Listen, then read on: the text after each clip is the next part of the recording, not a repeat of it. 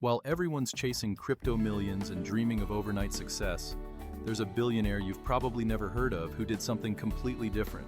He sold computer time. Not sexy, not glamorous, just boring, methodical work. That made him worth $4 billion. His name was Ross Perot, and his story will completely change how you think about building wealth. Look, I get it. You're scrolling through videos about side hustles, drop shipping, and AI millions. But here's what nobody's telling you. The people getting rich off those videos are the ones selling you those courses. Today, I'm showing you something different. Something that actually works. It's 1962. Ross Perot is a salesman at IBM, the tech giant of its era. He's really good at his job. So good that by mid-January every year he's already hit his annual sales quota.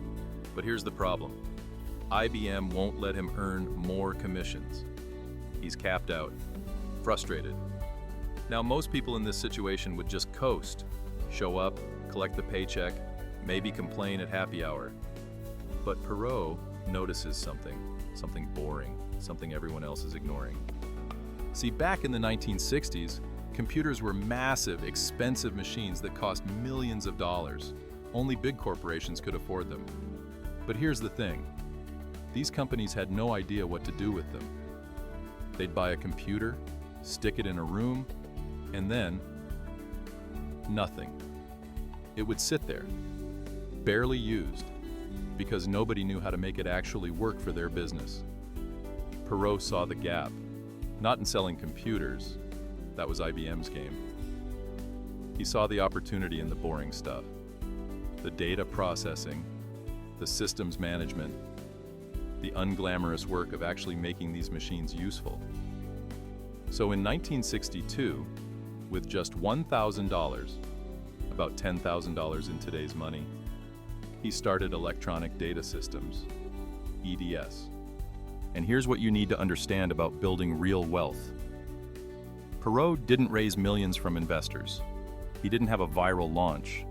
He didn't quit his IBM job immediately and bet on himself, like some motivational poster. He bootstrapped. He worked nights and weekends.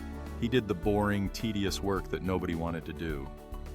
Processing insurance claims, managing healthcare data, government contracts that required mountains of paperwork. For years, EDS barely made money. His first year, almost no revenue. Second year, still struggling. Most people would have quit, called it a failed experiment, gone back to the safety of that IBM paycheck. But here's the difference between people who build lasting wealth and people who don't. Endurance beats excitement, every single time. Fast forward to 1965, 3 years in. Perot lands a contract with Medicare, the newly created government health insurance program. It's not glamorous. It's processing claims, managing data, the kind of work that makes people's eyes glaze over at parties. But you know what? The government needs it. Insurance companies need it. And nobody else wants to do it. That one contract becomes the foundation. Then another. Then another. By 1968, just 6 years after starting with $1,000, EDS goes public. And here's where it gets insane. On the first day of trading, Ross Perot's personal stake in the company is worth $230 million. That's almost $2 billion in today's money. Not from a lucky crypto trade, not from a viral app, from processing insurance claims and managing computer systems. Now here's why this matters to you, especially if you're struggling financially or trying to figure out how to build wealth. Everyone's obsessed with the flash, the quick win, the side hustle that'll make you rich in 90 days. But that's not how wealth actually works. Think about it. What's easier to find? 1 million people who got rich quick, or 1 million people who stayed rich after getting rich quick? The lottery winners who go broke, the athletes who blow through hundreds of millions, the crypto bros who rode Bitcoin to the moon and then lost it all trying to time the next pump. You know what Perot did?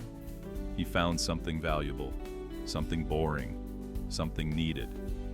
And he did it better than anyone else, consistently, for years. That's the formula. Find value, deliver it consistently, build endurance. So, how do you apply this to your life right now? First, stop chasing the sexy stuff.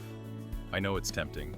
I know the YouTube ads promise you $10,000 a month with no skills. But think about this. If you spent the next 2 years building a skill that companies desperately need, engineering, UX UI design, bookkeeping, project management, what would you be worth? Not to some algorithm, not to some crypto market, to actual businesses with actual problems that need actual solutions. Perot succeeded because he solved a problem nobody else wanted to solve. What's the boring, unglamorous problem in your industry that everyone's ignoring? Second, build for endurance, not excitement. I've been making content for a while now. Some videos pop off, most don't. But you know what compounds? Consistency. Your income compounds, your skills compound, your reputation compounds, but only if you stick around long enough. Let me tell you what happened to EDS, because this is where it gets really good. Perot ran EDS for decades. No flash, no scandals, just solid, boring growth. By 1984, General Motors bought the company for $2.4 billion. That 1,000 investment turned into billions not over months, but over 22 years of consistent, unglamorous work. And here's the kicker. Perot didn't stop there. In his 60s, he started another company, Perot Systems, using the same boring strategy. Built it up quietly, sold it to Dell in 2009 for $3.9 billion. The man created billions in wealth, twice, doing work that would bore most people to tears. Compare that to today's get-rich-quick culture. How many crypto projects from 2021 are now worthless? How many revolutionary apps have disappeared? How many NFT millionaires are now broke?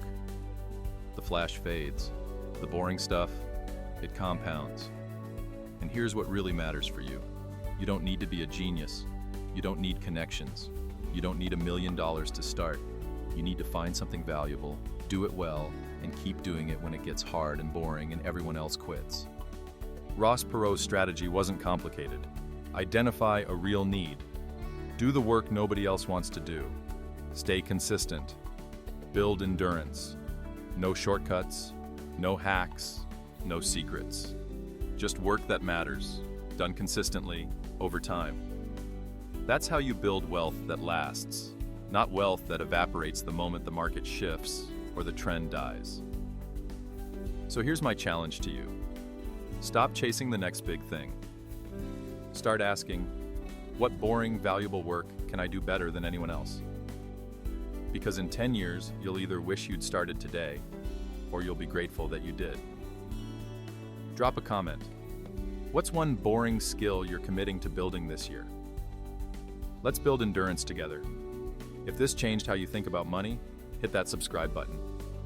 Because I'm here every week showing you how real wealth is actually built. No hype, no BS. See you in the next one.